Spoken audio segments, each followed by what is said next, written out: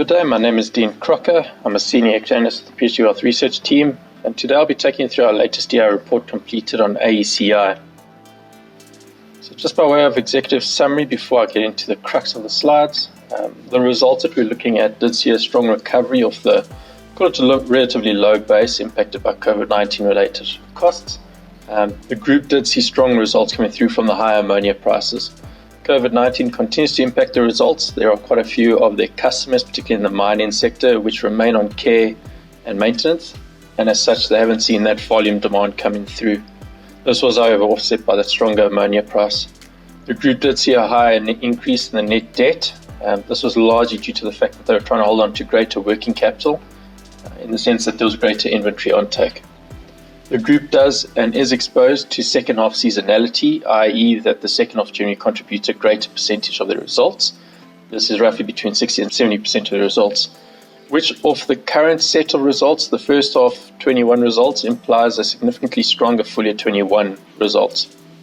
The higher ammonia prices really did benefit the group, as I mentioned, and they've also landed quite a sizable Botswana contract in the mining division. The full details have yet to be disclosed, but I'm sure they'll become known quite soon. Off the back of all of that, we have calculated intrinsic value based on discounted cash flow analysis of 121 Rand. This implies circa upside of about 12%, and this was based on the prices as of the 26th of November. The group is further underpinned by a strong dividend yield of roughly 6%.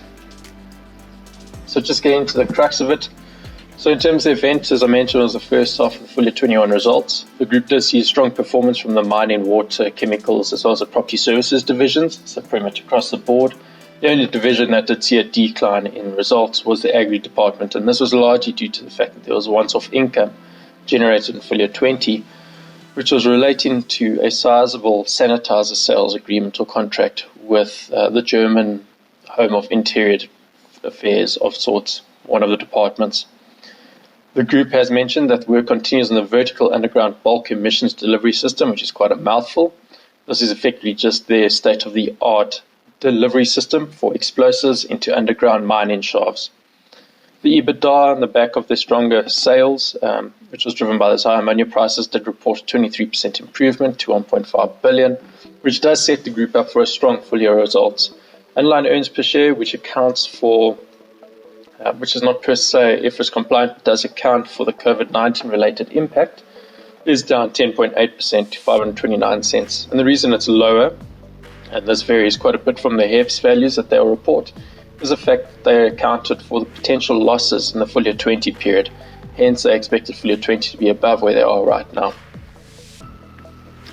Then, just on the final note, the interim dividend has increased nicely to 180 cents per share. It is worth noting that the previous period was off a low base though.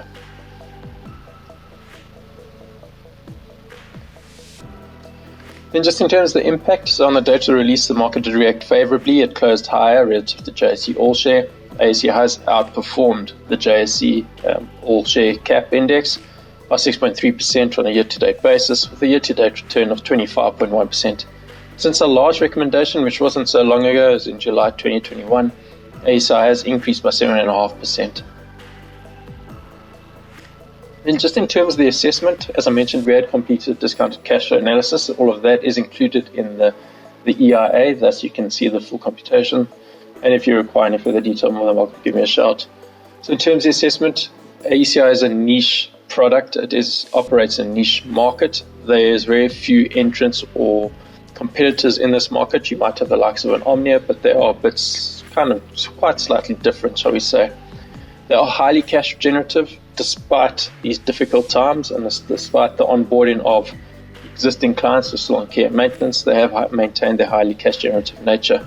Future earnings, they'll remain supported by a strong balance sheet despite the net debt increasing slightly. However, that would appear to be more strategic in nature, in the sense that they are holding on to a greater portion of working capital, which will allow them to grow off that base. They also have implemented sound cost alignment initiatives, so the group is operating quite efficiently.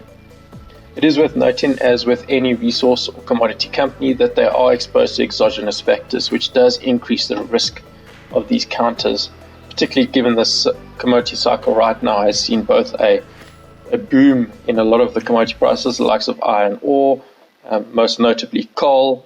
Oil has been very volatile, and now the bust of iron ore effectively. So there's a lot of fluctuations in the last few periods, and it's been a very short period in time. Thus, the risk associated with it has increased quite considerably. Despite that, based on the DCF analysis that we have calculated, the group on the return on average invested capital at 8.1 times, assuming inflation of 5%, and weighted average cost of capital roughly at 10.3%.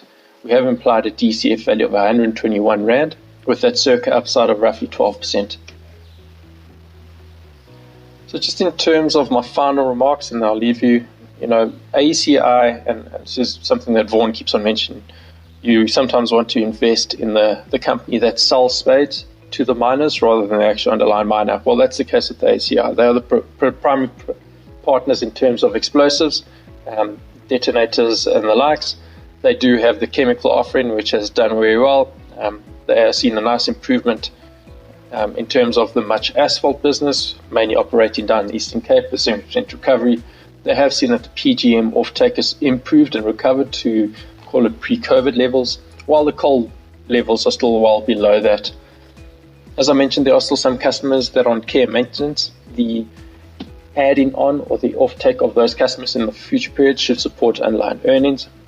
It may be seen as to whether a lot of those customers do come back online, but nonetheless, the business operating under the current circumstances.